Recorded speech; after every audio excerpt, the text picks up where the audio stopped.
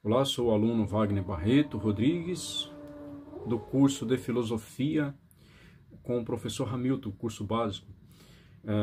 Eu decidi fazer essa tarefa com a formato escrito, já entreguei a parte escrita, agora as respostas em formato de vídeo, vídeo resposta à tarefa que nos foi imposta, né? Vou iniciar então aqui. A quem pode ser atribuída a invenção ou uso pela primeira vez da palavra filosofia? E por qual razão? A invenção ou uso do termo filosofia é tradicionalmente atribuído a Pitágoras. Segundo relatos, ele teria afirmado que não era um sábio, mas sim um amante da sabedoria, filósofos. Distinguindo-se dos que se diziam detentores, então, ali do saber absoluto. A razão dessa autodefinição reside na postura de humildade epistêmica e na valorização da busca incessante pelo conhecimento. A pergunta número 2. É certo dizer que a filosofia surgiu na Grécia? Independente da opinião das pessoas, né, dos novos repaginistas da filosofia, independente dessas opiniões, aqui vai a justificativa, né, da pesquisa corretamente a respeito dessa pergunta. Eu diria que sim. É correto afirmar que a filosofia, enquanto modo racional e sistemático de investigação do real, surgiu na Grécia. Embora outras culturas possuíssem cosmovisões e reflexões complexas, a filosofia grega é a primeira a romper deliberadamente com explicações metafísicas, não é? instituindo logos como critério de verdade e racionalidade. Não é? As outras culturas, não que eles não fizessem filosofia, mas os primeiros a se emancipar da mística e sistematizar, então nesse caso foram sim os gregos. Não é? Então aqui nós vamos para a pergunta número 3, não é? Quem são os três de Mileto? Os três de Mileto refere-se a Tálise, Anaximandro e Anaxímenes, não é?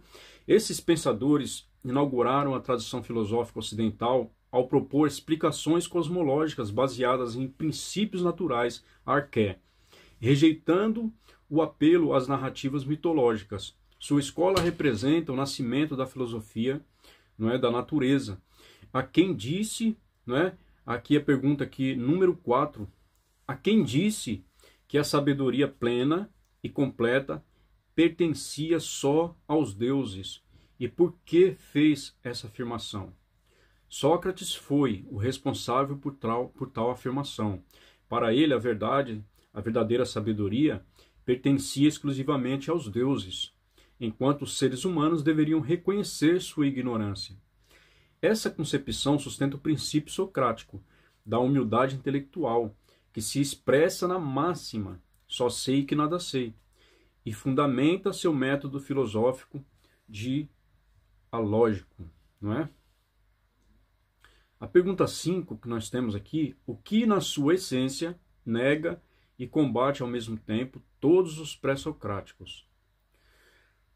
A filosofia grega socrática nega, né? A filosofia socrática nega, em sua essência, a centralidade da physis, característica da filosofia pré-socrática.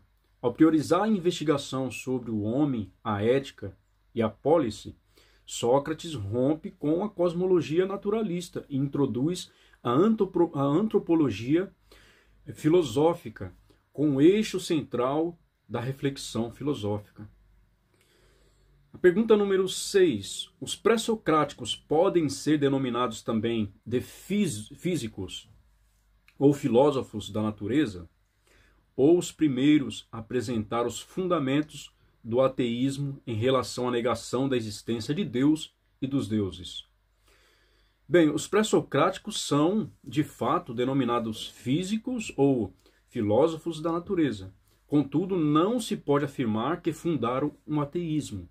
Apesar de abandonarem explicações mitológicas, muitos ainda admitiam alguma forma de divindade ou princípio natural.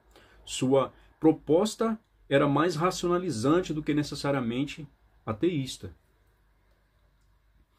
Pergunta de número 7. Qual é a semelhança entre o discurso da eternidade da matéria defendida por todos os pré-socráticos e o discurso da existência de Deus como criador de todas as coisas ensinado pelas religiões monoteístas?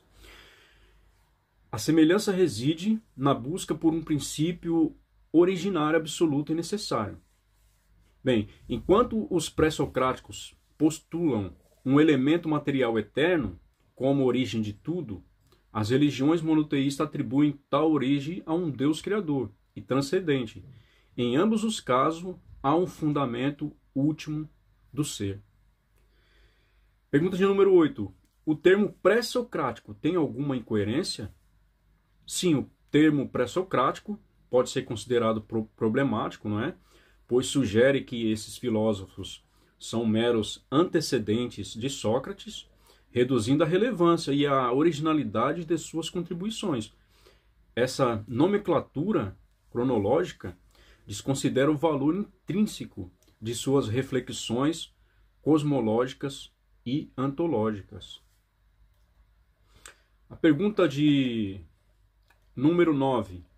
Que certeza podemos ter, não é, de que tudo o que se diz que os pré-socráticos disseram foi realmente o que eles disseram? Bem, a certeza é limitada. A maioria dos escritos pré-socráticos se perdeu, restando apenas fragmentos e citações em obras posteriores. A interpretação de autores, não é, como Aristóteles, Diógenes, Laércio, pode ter distorcido ou filtrado suas ideias originais, dificultando a reconstrução exata de seu pensamento, não é? Então a pergunta de número 10, você seria capaz de dizer por que Sócrates não avançou a filosofia pré-socrática? Sócrates não aderiu à filosofia pré-socrática porque considerava insuficiente o conhecimento voltado exclusivamente à natureza. Ele propôs um novo paradigma, centrado na investigação ética, moral e antropológica, visando o autoconhecimento e a formação do cidadão virtuoso. Era a virtude que eles buscavam, não é? Pergunta de número 11. Qual poderia ser o objetivo final da filosofia pré-socrática? O objetivo final da filosofia pré-socrática era compreender a origem, a estrutura, o funcionamento do cosmos, a partir de um princípio racional. Buscava-se identificar a unidade por trás da multiplicidade fenomênica, inaugurando a racionalização do mundo natural. A pergunta de número 12, qual o objetivo final da filosofia de Sócrates? O objetivo da filosofia de Sócrates é promover o autoconhecimento e a vida ética por meio do diálogo e da reflexão crítica. Sócrates visava a formação moral do indivíduo, acreditando que o saber conduz à virtude e que a ignorância é a raiz do mal. Pergunta de número 13. Você concorda que Sócrates deve ser visto como pai ou patrono da filosofia, ou apenas como pai ou patrono da filosofia ocidental? Bem, Sócrates deve ser reconhecido como pai da filosofia ocidental, pois seu método dialógico, não é? Sua postura crítica, sua ênfase na dimensão ética do ser humano, marcaram profundamente a tradição filosófica ocidental. No entanto, não se pode estender esse título a outras tradições filosóficas não ocidentais. O que aconteceu na Grécia, existe até um ditado, é o milagre grego, não é? O milagre grego. A filosofia ela foi considerada um milagre grego, um presente para a humanidade, não é?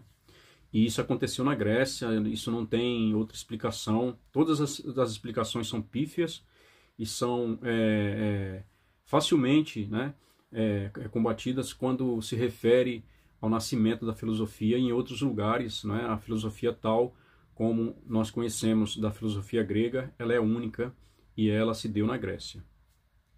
Pergunta de número 14. Já que dizem que ser filósofo é questionar, o que você poderia me dizer de positivo sobre a filosofia pré-socrática? A filosofia pré-socrática inaugurou o uso sistemático da razão, na tentativa de compreender o mundo. Sua grande contribuição foi romper com os mitos e lançar as bases, não é?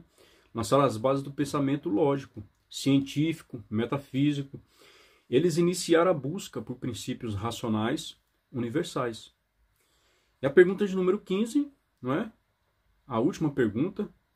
Você seria capaz de apresentar uma incoerência nos argumentos dos pré-socráticos em relação ao elemento material eterno que deu origem a tudo no universo? Para essa pergunta, uma incoerência evidente é a multiplicidade de princípios propostos como origem de tudo: a água, o ar, o fogo, a peiron, não é? Átomo e etc. Essa diversidade revela a falta de um critério comum para a definição da arqué, identificando que suas preposições, não é, embora racionais, careciam de fundamentação empírica e metodológica consistente. Não é? Então é por isso que ele revolucionou em seu tempo a maneira de fazer a filosofia. Então essa é a tarefa, né? Tarefa já aqui finalizada.